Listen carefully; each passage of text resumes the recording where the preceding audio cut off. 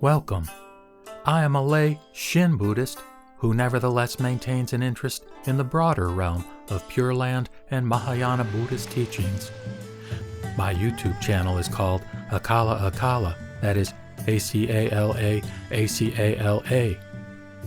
In these podcasts, I make a non-scholarly, humble, and sometimes bumbling attempt to explore a particular topic or question related to the wonderful Buddha Dharma. I hope you find them to be of interest. With that said, let us begin. So, just to review, Shinran Shonin, the 13th century founder of Shin Buddhism, or Jodo Shinshu, or True Pure Land Buddhism, sometimes described himself as a foolish being. And of course this was in the context of the humility that he genuinely felt and expressed over and over, in the context of his reliance upon Amida Buddha, and the vow that Dharmakara made to the Buddha Lokesvara Raja. But the fact of the matter was, Shinran was highly intelligent and was extremely scholarly.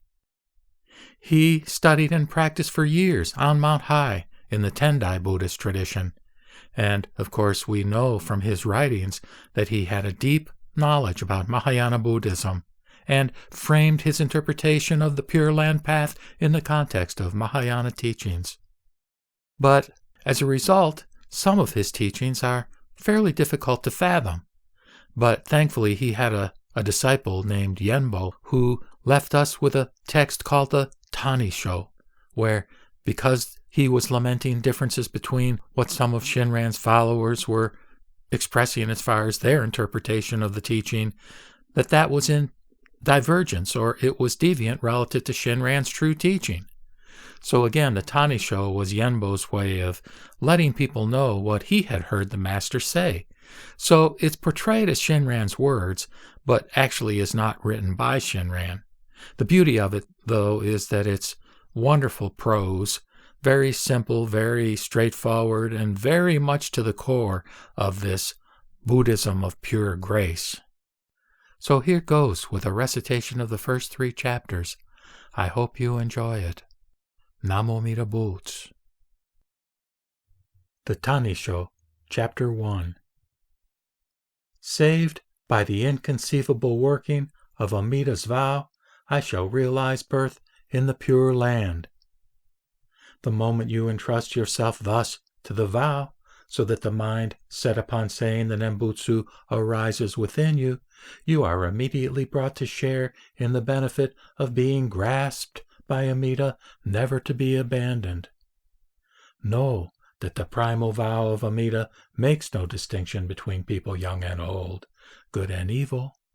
Only Shinjin is essential, for it is the vow to save the person whose karmic evil is deep and grave, and whose blind passions abound. Thus, for those who entrust themselves to the primal vow, no good acts are required, because no good surpasses the Nembutsu. Nor need they despair of the evil they commit, for no evil can obstruct the working of Amida's primal vow. Thus were his words. Chapter 2. Each of you has come to see me crossing the borders of more than 10 provinces at the risk of your life, solely with the intent of asking about the path to birth in the land of bliss. But if you imagine in me some special knowledge of a path to birth other than the Nembutsu, or of scriptural writings that teach it, you are greatly mistaken. If that is the case, since there are many eminent scholars in the capital of Nara or on Mount High to the north, you would do better to meet with them and inquire fully about the essentials for birth. As for me, I simply accept and entrust myself to what my revered teacher told me. Just say the Nembutsu and be saved by Amida. Nothing else is involved. I have no idea whether the Nembutsu is truly the seed for my being born in the Pure Land, or whether it is the karmic act for which I must fall into hell. Should I have been deceived by Master Honin, and, saying the Nembutsu, fall into hell, even then I would have no regrets. The reason is, if I could attain Buddhahood, by endeavoring in other practices, but said the Nembutsu and so fell into hell, then I would feel regret at having been deceived. But I am incapable of any other practice, so hell is decidedly my abode, whatever I do. If Amida's primal vow is true, Sakyamuni's teaching cannot be false. If the Buddha's teaching is true, Shantao's commentaries cannot be false. If Shantao's commentaries are true, can Honen's words be lies? If Honen's words are true, then surely what I say cannot be empty. Such, in the end, is how this foolish person entrusts himself to the vow. Beyond this, whether you take up and accept the Nembutsu, or whether you abandon it, is for each of you to determine. Thus were his words. Chapter 3. Even a good person attains birth in the Pure Land, so it goes without saying that an evil person will. Though it is so, people commonly say, even an evil person attains birth, so it goes without saying that a good person will.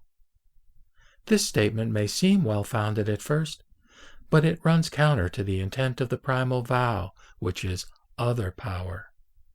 This is because people who rely on doing good through their self-power fail to entrust themselves wholeheartedly to other power, and therefore are not in accord with Amida's primal vow. But when they overturn the mind of self-power and entrust themselves to other power, they will attain birth in the true and real fulfilled land. It is impossible for us who are possessed of blind passions to free ourselves from birth and death through any practice whatever. Sorrowing at this, Amida made the vow, the essential intent of which is the evil person's attainment of Buddhahood. Hence, evil persons who entrust themselves to other power are precisely the ones who possess the true cause of birth. Accordingly, he said, even the good person is born in the Pure Land, so without question is the person who is evil.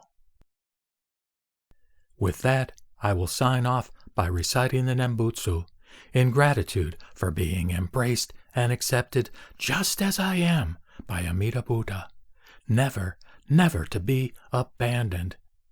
Namu Amida Boots, Namu Amida Boots, Namu Amida Boots.